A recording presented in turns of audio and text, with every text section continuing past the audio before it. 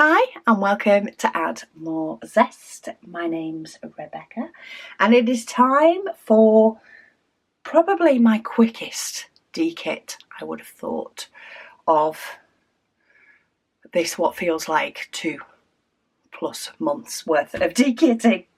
But it is time to D-kit the Dragonfly special diamond painting. So if anybody remembers, I do have a couple of special diamond paintings. I don't have many left at all. I think I only have 3 left. But it is in my spinning wheel. I've had them for quite a while. I do enjoy them for something a little bit different.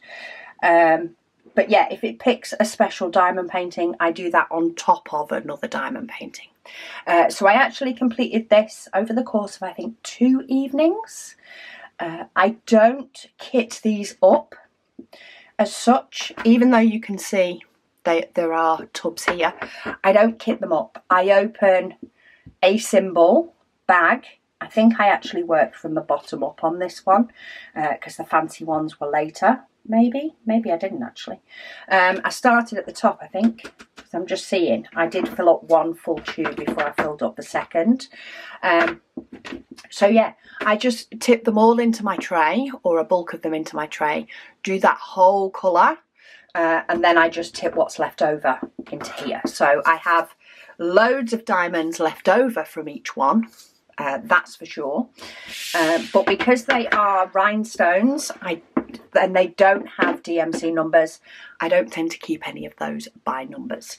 I keep my special diamonds in this box. I actually picked it up from Staples in the US on a trip to New York because I thought it was cute because it was small. It's slightly bigger than the one I keep my ABs in, slightly wider, hence I have got foam things and I'm using full dividers, and it's just divided up by colour, literally by colour. So let's start with blue because that is my first one. Blue is one of the hardest ones, and I do have multiples. Oh, I do actually have some rhinestones that are numbered. Oh, I think they were in a separate kit, so keep those out of the way because they're all square anyway. And then I basically do it by rough colour, and I have a bag that literally has anything that's not a standard rhinestone or pearl in it. So that's where these will go. They will go in there. Are they purple? They're probably a little bit more purpley, so they'll not go in there, and all the rest are the smaller sizes. Then I have these pearl ones, and I have a bag that's got like pearly coated ones, so they will go in there. And I hardly use these, though they can be nice to decorate sort of off the canvas, woodeny items, things like that. So yeah, they can be nice for those. So I have 2 different types of blues now. That one is this pale blue, or at least closest to this pale blue. So let's put that in there.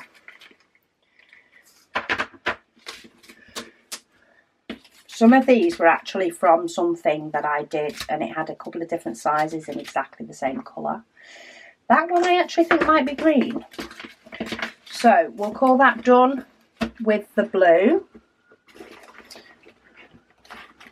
which I say is the worst one. Then I'm going to move on to the purple, and I do have some square rhinestones with colours on in purple. I've just written them on using yellow stickers,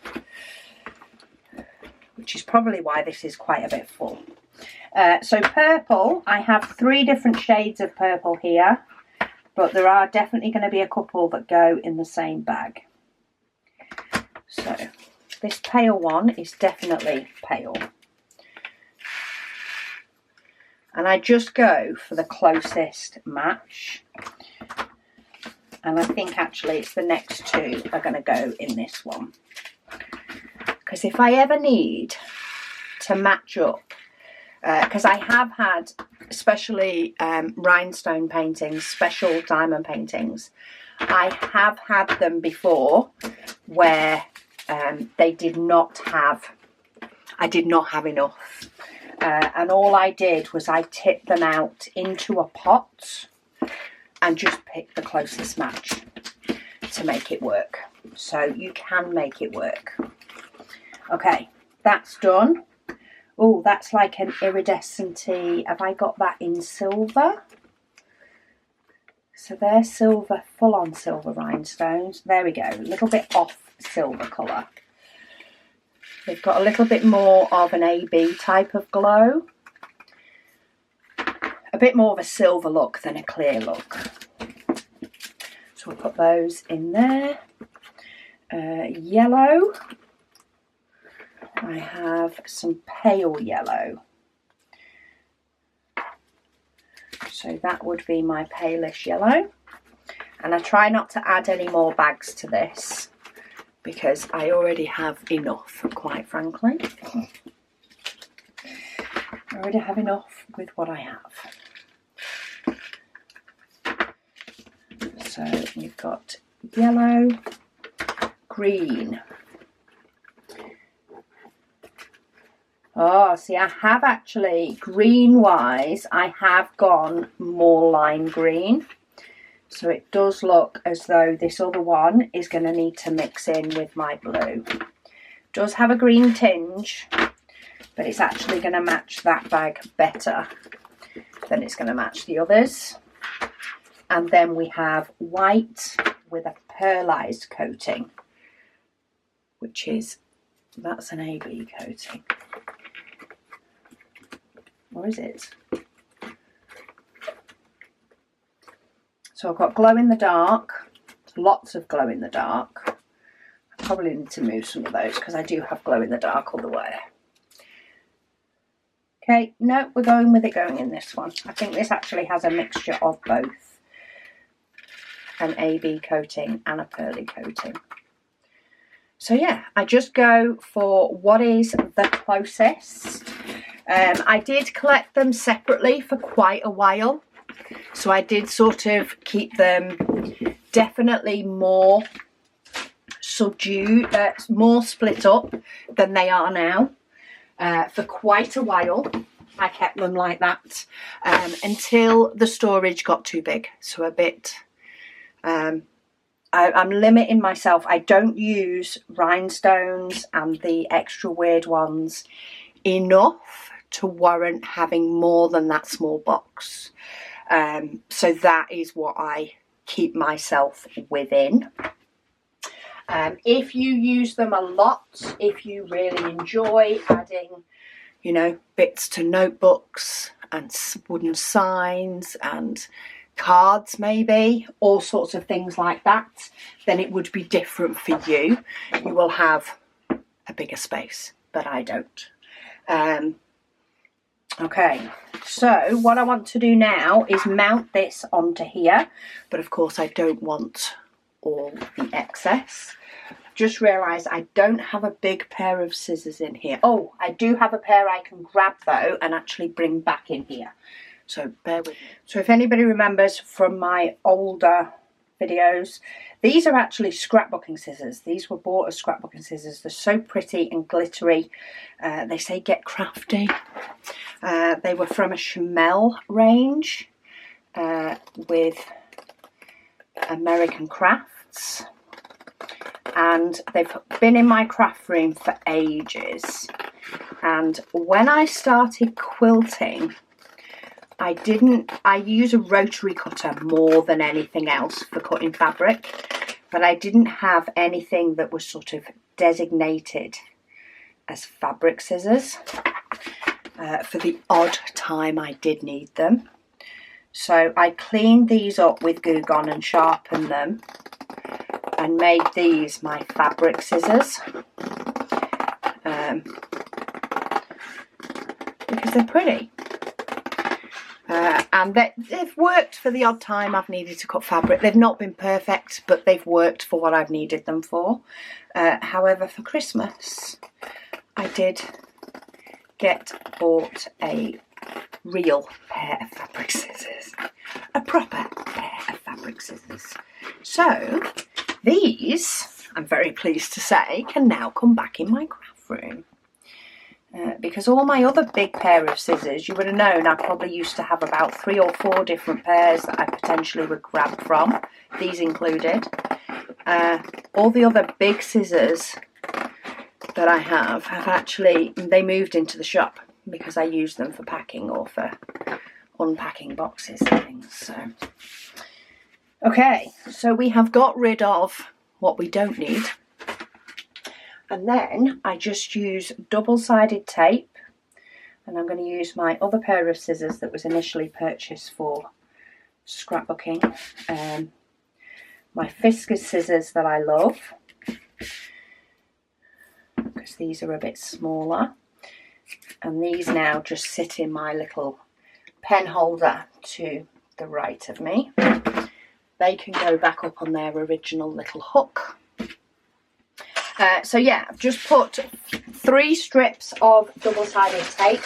Doesn't need a lot.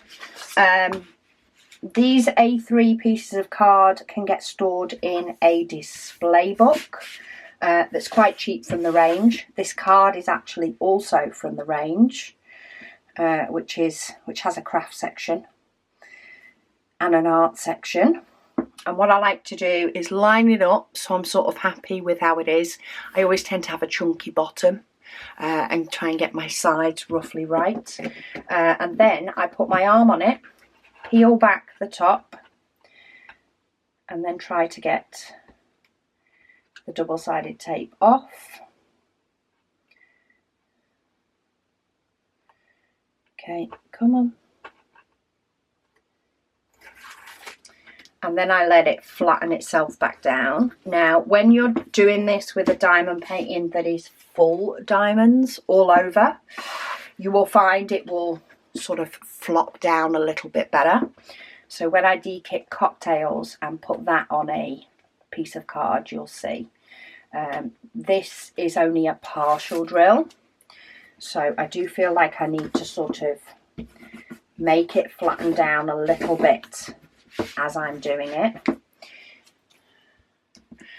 We'll do the one where I say a full diamond painting just tends to flop down and sit really nice.